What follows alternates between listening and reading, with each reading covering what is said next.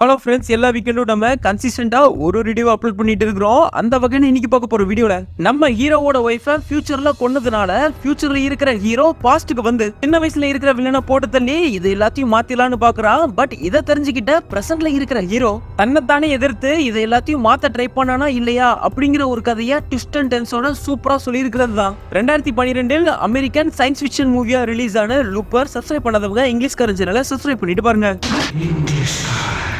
கிட்டத்தட்ட 2040 காலகட்டத்தில் நம்ம ஹீரோ டைம்லாம் பார்த்துட்டு கரெக்டான டைமுக்கு ஃபியூச்சர்ல இருந்து வந்த யாரோ ஒரு ஆளை டம்முன்னு சுட்டு போட்டு தள்ளிட்டு அவருக்கு பின்னாடி இருக்கிற சில்வர் பாரை எடுத்துட்டு அவனுடைய பாடியை ஒரு பில்டிங்க்கு கொண்டு போய் அங்க இருக்கிற ஒரு மிகப்பெரிய நெருப்புக்குள்ள தள்ளி விட்டு அந்த பாடியை கம்ப்ளீட்டா டிஸ்போஸ் பண்ணிடுறான். சொல்ல போனா இவங்களுடைய பேரு லூப்பர்ஸ். இவங்களுடைய வேலையை என்னன்னா ஃபியூச்சர்ல ஒருத்தவங்களுடைய பாடியை டிஸ்போஸ் பண்ண முடியாததுனால சீக்ரெட் கிரிமினல் ஆர்கனைசேஷன் யாருடைய பாடியை டிஸ்போஸ் பண்ணணும்னு நினைக்கிறாங்களோ அவங்கள பிடிச்சி மூஞ்செல்லாம் மறைச்சி கையெல்லாம் கட்டி பாஸ்டுக்கு அனுப்பி விட்டுருவாங்க. பாஸ்ட்ல இருக்கிற லூப்பர்ஸோ அவங்கள போட்டு தள்ளிட்டு அவங்களுக்கு பின்னாடி இருக்கிற சில்வரை ரிவார்டை எடுத்துக்கிட்டு ஃபியூச்சர்ல இருக்கிறவங்களுக்காக வேலை செஞ்சுட்டு இருக்கிறாங்க. நம்ம ஹீரோவும் சொன்ன வேலையை முடிச்சுட்டு அவருக்கு கிடைச்ச சில்வரை இன்னொரு இடத்துல கொண்டு போய் கொடுத்து அதுக்கு பதிலா பணமா வாங்கிட்டு ஹீரோவோட ஃப்ரெண்டோட ஃபியூச்சரிஸ்டிக் பைக் ரிப்பேர் ஆனதுனால அவனை ஏத்திட்டு டிகேன்னு சொல்லப்படுற சூப்பர் பவர், அதாவது ஆயுதத்தை ஆகாயத்துல பறக்க விடுறது, இந்த மாதிரி குட்டி குட்டி சூப்பர் பவர் 10% ஆஃப் பாப்புலேஷன் இருக்குன்னு காமிச்சிட்டு ஹீரோ அவருடைய ஃப்ரெண்ட் கேங்க மீட் பண்றதுக்காக போயிடுறாரு. அப்போதான் அவருக்கு என்ன தெரிய வருதுன்னா அவருடைய ஒரு ஃப்ரெண்டோட லூப்பை கேன்சல் பண்ணிட்டாங்கன்னு. அதாவது ஃபியூச்சர்ல யாருடைய சர்வீசஸ் எல்லாம் போதும்னு நினைக்கிறாங்களோ அவங்களுடைய ஃபியூச்சரை பிரசன்ட்க்கு கூட்டிட்டு வந்து அவங்கள வச்சு அவங்கள போட்டு தள்ளி ரிவார்டா கோல்டு பாரை கொடுக்கறது தான். இதெல்லாம் தெரிஞ்சுக்கிட்டு தான் அவங்க இந்த ஜாபுக்குள்ளேயே வந்தாங்க. அவங்களும் வழக்கம் போல அவங்களுடைய வேலையை பார்த்துட்டு இருக்கிற சமயத்துல சைடு பை சைடு எக்கச்சக்க பேருடைய லூப்பு க்ளோஸ் ஆகுறது நம்ம ஹீரோக்கு தெரிய வருது. இப்படி இருக்க ஒரு நாள் ஹீரோவோட ஃப்ரெண்டு ஹீரோ வீட்டுக்கு வந்து, மச்சி வழக்கம் போல நான் என்னுடைய வேலையை பார்த்துட்டு இருக்கும்போது ஒருத்தவன் ஃபியூச்சர்ல இருந்து இங்க வந்து எனக்கு தெரிஞ்ச ஒரு பாடலை பாட ஆரம்பிச்சுட்டான். அப்போதான் எனக்கு என்ன தெரிய வந்துச்சுன்னா இப்போ வந்தது வேற யாரும் இல்ல என்னுடைய ஃபியூச்சர் தான் தெரிய வந்துச்சு. நானும் அவனை நம்பி அவன் என்கிட்ட சிகரெட் கேட்டதுனால அந்த சிகரெட் எடுக்கிற கேப்ல அவன் என்கிட்ட இருந்து எஸ்கேப் ஆகிட்டான்னு ஹீரோ கிட்ட சொல்றான். இந்த டைம்ல ஒரு கேங்கு கதவை போட்டு தட்டிட்டு இருக்கிறாங்க. அவங்க வேற யாரும் இல்ல இங்க இருக்கிற லூப்லாம் கரெக்டா க்ளோஸ் ஆகுதான்னு இங்க இருந்து செக் பண்ணிட்டு இருக்கிற ஒரு குரூப் தான். அதை தெரிஞ்சுக்கிட்ட நம்ம ஹீரோ அவனுடைய ஃப்ரெண்டு ரொம்ப கெஞ்சினதுனால அவனை சீக்கிரட்டா அண்டர் கிரவுண்ட்ல இருக்கிற ஒரு ரூம்ல போட்டு லாக் பண்ணிட்டு அவன் அந்த டீம் கிட்ட இருந்து எஸ்கேப் பண்ணி விட்டுறான்.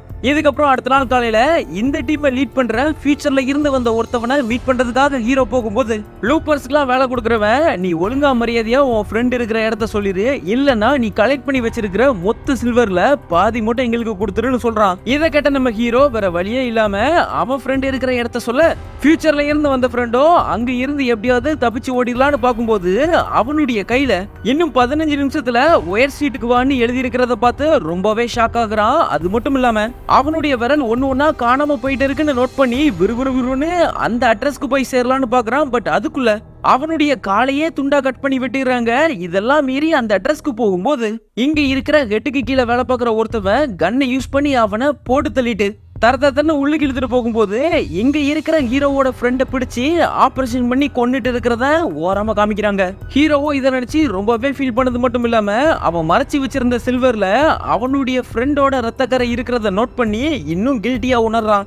இதையடுத்து ஒரு நாள் ஹீரோ அவனுடைய வேலையை செய்யறதுக்காக ரெடி ஆயிட்டு இருக்கும்போது ஃபியூச்சர்ல இருந்து எவனோ ஒருத்தவன் கையெல்லாம் கெட்டப்படாம அந்த இடத்துக்கு வந்து ஹீரோவோட கன் ஃபயர்ல இருந்து எஸ்கேப் ஆகி அவனுக்கு ஒரு அறைய போட்டு படுக்க போட்டுட்டு இங்க இருக்கிற ஒரு ட்ரெயினை பிடிச்சி ஓடிடுன்னு சொல்லிட்டு அங்க இருந்து தப்பிச்சு போயிடுறான்.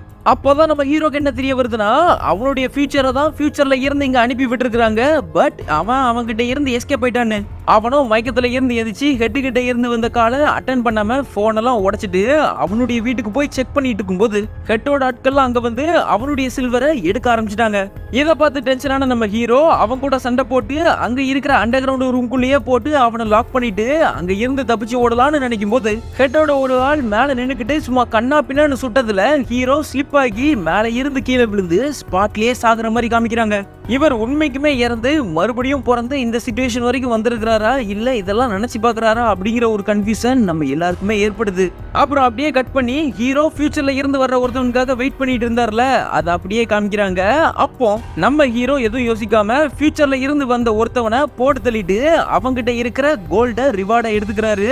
அப்போதான் அவருக்கு என்ன தெரிய வருதுன்னா அவருடைய சர்வீஸ் முடிஞ்சு அவருடைய ஃபியூச்சரையே அவர் காலி பண்ணிட்டாருன்னு.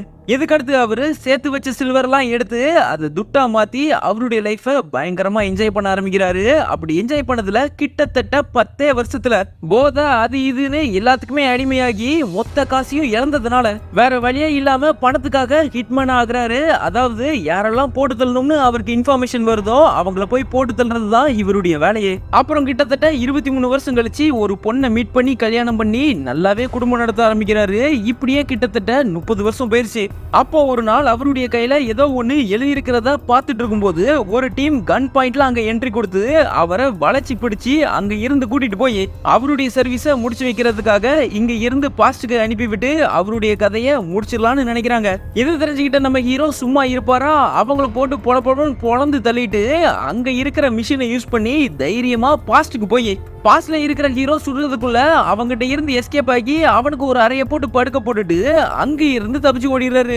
அப்படி போய் ஒரு கடைக்கு போய் அவருக்கு தேவையான மருந்தெல்லாம் வாங்கிட்டு பாஸ்ட்ல இருக்கிற ஹீரோ இதுக்கு முன்னாடி என்ன பண்ணானோ அதே தான் மறுபடியும் பண்ணுவான்னு தெரிஞ்சுக்கிட்டு அவனை ஃபாலோ பண்ணிட்டே ஹீரோ வீட்டுக்கு போய் மேலே இருந்து கீழே விழுவான்னு தெரிஞ்சுக்கிட்டு அதுக்கு முன்னாடியே மேலே இருக்கிறவனை போட்டு தள்ளிடலான்னு பாக்குறாரு. பட் அதை மீறி எல்லாமே நடந்துருது. இருந்தாலும் மேலே இருக்கிறவனை போட்டு தள்ளிட்டு கார் மேல விழுந்து மயங்கி கிடக்கிற பிரசன்ட் ஹீரோவை கூட்டிட்டு சேஃபான ஒரு இடத்துல கொண்டு போய் விட்டுட்டு அங்க இருந்து கிளம்பிடுறாரு. இதை தெரிஞ்சுக்கிட்ட லூப்பர் டீமை கண்ட்ரோல் பண்றவனுடைய ஹெட் அவனுடைய ஆட்களை இவங்களை தேடி அனுப்பிவிட பிரசன்ட்ல இருக்கிற ஹீரோவோ மயக்கத்துல இருந்து எழுந்துச்சு ஃபியூச்சர்ல இருந்து வந்த ஹீரோவை எப்படியாவது தேடி கண்டுபிடிச்சு ஆகணும்னு கிளம்ப ஆரம்பிச்சிடுறாரு. ஃபியூச்சர்ல இருந்து வந்த ஹீரோவோ அவர் கையில எழுதி வச்சிருந்த நம்பரை யூஸ் பண்ணி 3 குழந்தைங்க வெவ்வேறு இடத்துல இருக்கிறத பார்த்து அதை பிரிண்ட் அவுட் எடுத்துட்டு இருக்கும்போது அவனுடைய கையில பிரசன்ட் ஹீரோ நீ உடனடியா இந்த ஹோட்டலுக்கு வான்னு எழுதி இருக்கிறத பார்த்து அடுத்த நாள் காலையிலேயே நேரா ஹீரோவை மீட் பண்றதுக்காக போறாரு. அப்படி போய் ஃபியூச்சர்ல இருக்கிற என்னுடைய ஒய்ஃபை என் கண்ணு முன்னாடியே போட்டு தள்ளிட்டாங்க. அதை நான் தடுத்து நிறுத்தணும்னா அம்மாவை தன் கண்ணு முன்னாடியே இழந்து ரொம்பவே உக்கிரமான மெயின் வில்லனை போட்டு தள்ளினா மட்டும்தான் முடியும். அவனை போட்டு தள்ளுறதுக்காக தான் நான் இந்த ஸ்டேஜுக்கு இங்க வந்தேன். அவன் எப்படியும் சின்ன பையனை தான் இருப்பா. அவனை மட்டும் நான் போட்டு தள்ளிட்டேன்னா என்னுடைய ஒய்ஃப் எனக்கு திரும்ப கிடைச்சிருவான்னு சொன்ன உடனே அவங்களுக்குள்ள பயங்கரமா சண்டை வர ஆரம்பிச்சிருது. இந்த கேப்ல பிரசன்ட்ல இருக்கிற ஹீரோ அவங்கிட்ட இருக்கிற மேப்ல பாதியா கிளிக்க ஃபியூச்சர் ஹீரோவோ ஹெட்டோட ஆட்கள் கூட தான் பயங்கரமா சண்டை போட்டுட்டு அங்க இருந்து தப்பிச்சு அங்க இருக்கிற வயக்காட்டுக்குள்ள ஓடி போய் ஒளிஞ்சுக்கிறாரு.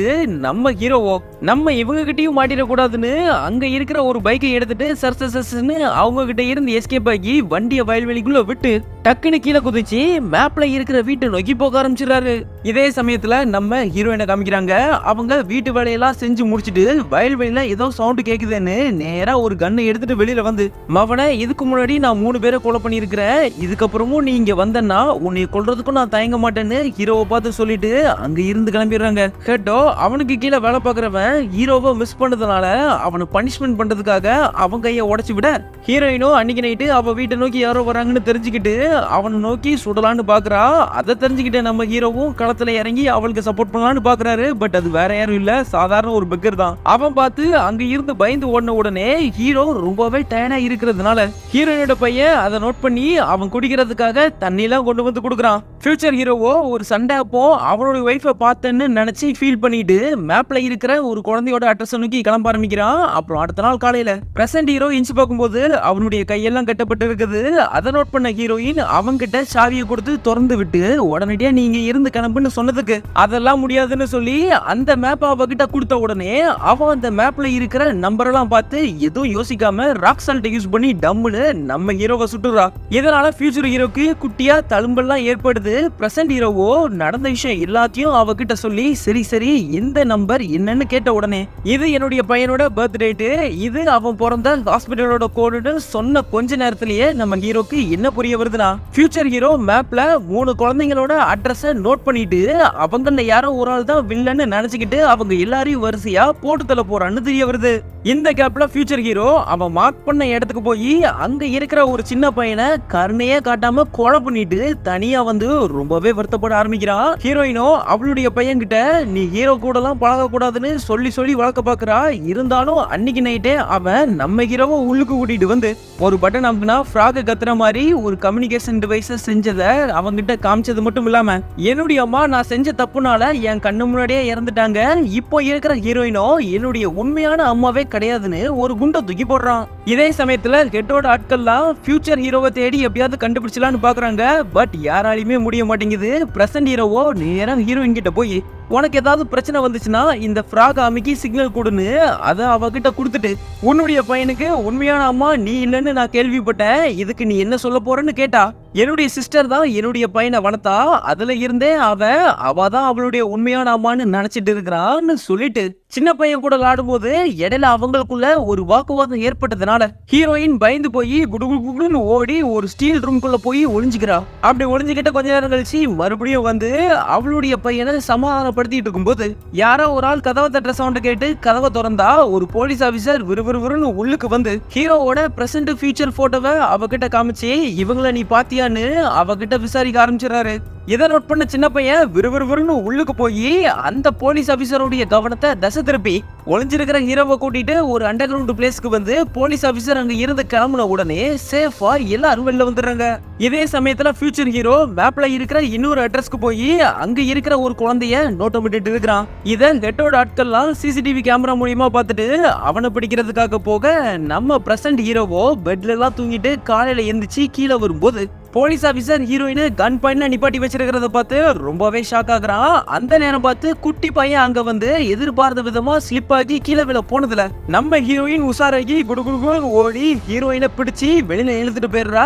ஏன்னா படத்தோட ஓப்பனிங் சீன்ல 10% பாப்புலேஷனுக்கு ஒரு குட்டி சூப்பர் பவர் இருக்குன்னு சொன்னேன்ல, அந்த சூப்பர் பவர் இந்த குட்டி பையனுக்கு இருக்குது. ஆனா என்ன ரொம்ப ஓவராவே இருக்குது. அந்த பவரை அவனால கண்ட்ரோல் பண்ண முடியாததுனால போலீஸ் ஆபீசரை சும்மா வெடிச்சே சாகடிச்சிருது. இதை பார்த்த பிரசன்ட் ஹீரோ உன்னுடைய சிஸ்டர் தான் இந்த சின்ன பையனோட உண்மையான அம்மா, இவன் தான் அந்த பவர் யூஸ் பண்ணி அவளை கொண்டிருக்கான்னு சொன்னதுக்கு அது உண்மைதான். இவன் சின்ன பையனா இருக்கிறதுனால அந்த பவரை இவனால கண்ட்ரோல் பண்ண முடியல. பட் போக போக போக என் கூட வளர்ந்து இவன் கண்டிப்பா நல்ல பையனா மாறிடுவான்னு எவ்வளவோ சொல்றா.